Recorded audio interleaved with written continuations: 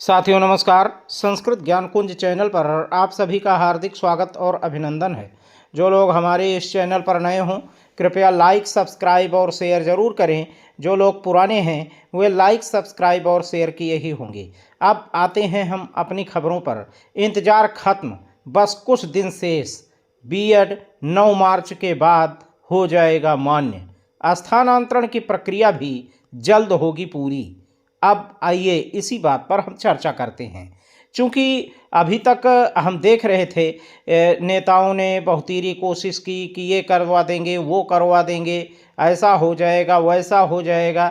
मैं शुरू से ही कहता आ रहा हूँ कि जब तक केंद्र की तरफ से कोई अनुमति नहीं मिल जाती तब तक कोई भी माई का लाल कुछ भी नहीं कर पाएगा।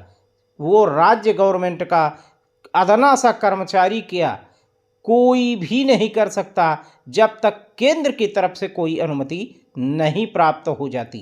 अगर मानदेय वृद्धि भी करनी होगी तो भी केंद्र की अनुमति इनको लेनी ही पड़ेगी।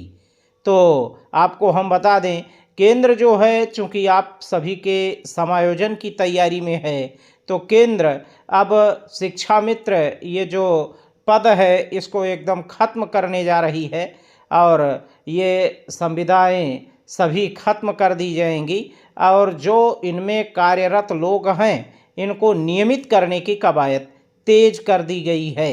आपको हम बताना चाहेंगे, बहुत पहले से ही ये भी बताते आ रहे हैं और आज फिर बताना चाहेंगे कि बीएड जो है वो प्राइमरी भर्ती में मान्य रहेगा तो मान्य रहेगा। हमने गजट की बात की थी तो गजट भी जारी हो चुका है। 8 मार्च तक सभी से आपत्ति ली जानी है। आप लोग जो भी बुरा भला बीएड के खिलाफ कहना हो आप आपत्ति दर्ज करवा सकते हैं एनसीटीई की वेबसाइट पर, फिर भी उससे कुछ भी होने वाला नहीं है। 9 मार्च के बाद बीएड प्राइमरी में मान्य हो जाएगा। 2 वर्षीय बीएड, 1 वर्षीय बीएड और इंटर के बाद जो 4 वर्षीय बीएड है वो भी मान्य कर दिया गया है।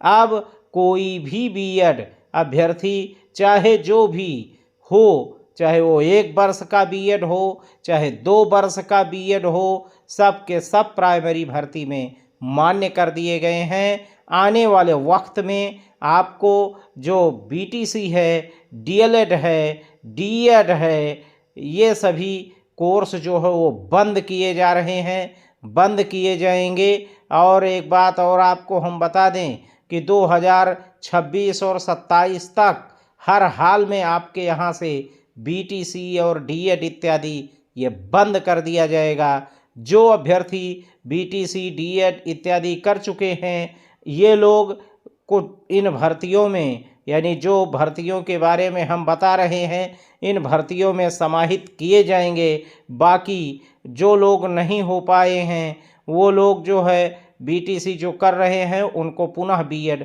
करना ही होगा। आने वाले समय में डिग्री ही मान्य होगी और डिप्लोमा कोर्सेज मान्य नहीं होंगे। एक बात और, शिक्षा मित्रों के स्थानांतरण का जो आदेश हुआ, बहुत सारे शिक्षा मित्र साथी अभी हाल ही में बेसिक शिक्षा मंत्री जी के बयानों से काफ़ी आहत नजर आए। काफ़ी लोगों ने विभिन्न सोशल मीडिया पर एक बाढ़ सी आ गई और विभिन्न प्रकार की बातें सोशल मीडिया पर कहने लगे कि शिक्षा मित्रों का मानदेय 20,000, शिक्षा मित्रों का मानदेय 16,000, शिक्षा मित्रों का मानदेय 15,000। तो कुछ समय के लिए तो हमारा एक शिक्षा मित्र साथी जो कि भोला है वो ये समझ गया कि मेरा मानदेय बढ़ गया है। कई लोगों ने हमसे फोनिक वार्ता की करनी चाहिए परंतु बातचीत ना हो पाई। कमेंट के माध्यम से उन लोगों ने पूछा कि सर वास्तव में क्या मानदेय वृद्धि हो गई है, तो हमने कहा मानदेय वृद्धि नहीं हुई है और ना ही मानदेय वृद्धि जैसा कोई आसार अभी दूर दूर तक नज़र आ रहा है। हाँ, मानदेय वृद्धि होगी और कुछ समय के बाद होगी जब ये स्थानांतरण की प्रक्रिया कंप्लीट कर दी जाएगी। उधर बीएड जो है वो मान्य कर ही दिया गया है। दोनों चीज़ें साथ चल रही हैं, इनको दोनों को साथ जोड़ करके चलिए। क्योंकि 2017 में जो ऑर्डर आया था वो शिक्षा मित्रों के लिए भी था और बीएड टेट 2011 के लिए भी था। ये दोनों ऑर्डर के आधार पर सरकार चल रही है, इस पर आपको पैनी नज़र बना करके रखनी है। अब आने वाले वक्त में ये चीज़ आपको देखने को मिलेगी। इधर बीएड जो है मान्य किया जा रहा है, उधर आपके स्थानांतरण का भी आदेश आ गया और इधर एनसीटी ने अभी कल परसों में ये गजट जारी किया है। तो इधर बीएड भी मान्य, उधर स्थानांतरण की प्रक्रिया भी कंप्लीट करवा ली जाएगी। तो बहुत जल्दी ये भी कंप्लीट हो जाएगी। तो जैसे ही कंप्लीट होगी स्थानांतरण की प्रक्रिया और बीएड जैसे ही उसमें मान्य कर दिया जाएगा प्राइमरी में, तुरंत जो है आप लोगों के समायोजन की प्रक्रिया स्टार्ट कर दी जाएगी। आपसे आवेदन लिया जाने लगेगा और आपसे आवेदन लेने के बाद पुनः आपको सहायक अध्यापक के पद पर समासीन किया जाएगा।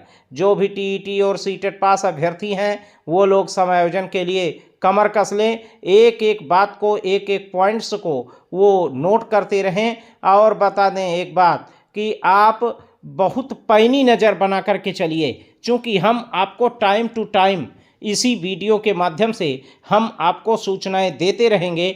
जब भी फॉर्म भरा जाने लगेगा, जब भी आवेदन किया जाने लगेगा, जो जो चीज़ें लगनी शुरू होंगी, कैसे होगा, किस प्रकार होगा, कब होगा, इन सारी चीज़ों की जानकारी हम अपने इस चैनल के माध्यम से देते रहेंगे।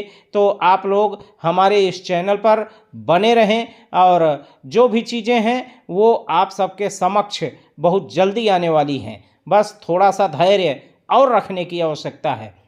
हमारे शिक्षा मित्र साथी, अनुदेशक साथी काफ़ी मायूस नज़र आए बेसिक शिक्षा मंत्री जी के इस बयान से। मैं तो बार बार कह रहा था कि ये जो आम बजट घोषित होने जा रहा है, इस बजट से आप लोग कोई बहुत ज़्यादा की आशंका ना कीजिए कि हमारा मानदेय वृद्धि होगी या हमें समायोजित किया जाएगा या हमें समान काम का समान वेतन दिया जाएगा।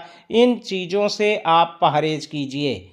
कुल मिलाकर के ये मान लीजिएगा कि आने वाला वक्त आपके लिए स्वर्णिम समय लेकर के आ रहा है। बस ये चीज़ आप जान लीजिए, मान करके चलिए कि अब की जो होगा ये अप्रैल फरवरी बीतने वाली है, अप्रैल मार्च आएगा। मार्च में 9 मार्च के बाद जो है वो बीएड मान्य कर दिया जाएगा और उसके बाद आपके स्थानांतरण की प्रक्रिया भी शुरू हो जाएगी। अप्रैल मान लीजिए बीत जाएगा, मई में आवेदन आपसे लिया जाने लगेगा, ये एकदम तय है। अगर मई में आवेदन ना भी लिया गया तो मान करके चलिए कि जून जुलाई से अधिक समय नहीं बीतेगा।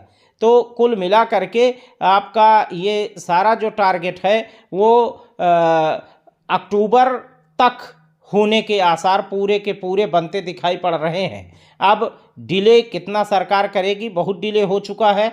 इधर संसद में सत्ता पक्ष और विपक्ष ने जिस प्रकार से शिक्षा मित्रों के मुद्दे को रखा, ऐसा कभी आपने देखा भी नहीं होगा, ऐसा कभी आपने सुना भी नहीं होगा।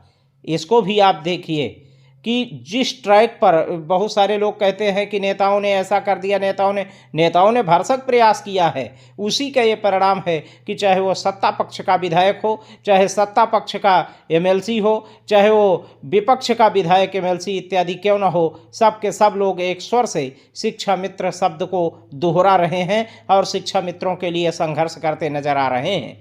तो ये सब जो चीज़ें हुई हैं ये इन्हीं लोगों के प्रयासों से हुई हैं, आपके प्रयास से नहीं हुआ है। एक बात और हम बताने चाहेंगे कि जो चीज़ें बिगड़ चुकी थी, और बिगड़ी क्या थी, चूँकि एक आम शिक्षा मित्र के पैर को ही खींचता है। तो बिगड़ी क्या थी? बिगड़ी यही चीज़ें थी कि सरकार के विरोध में आकर के हम बहुत उल्टे सीधे बातें करते गए और इसका खामियाजा आज तक हम भुगतते चले आ रहे हैं। तो सरकार के विरोध में कदापि कुछ भी इस सेंसिटिव मामले पर कदापि कुछ भी लिखने से, पढ़ने से आप थोड़ा सा इंतज़ार कीजिए और जो भी चीज़ें होंगी हम आपको टाइम टू टाइम देते रहेंगे। तो बने रहें हमारे साथ संस्कृत ज्ञान कुंज चैनल पर। धन्यवाद, नमस्कार, जय हिंद।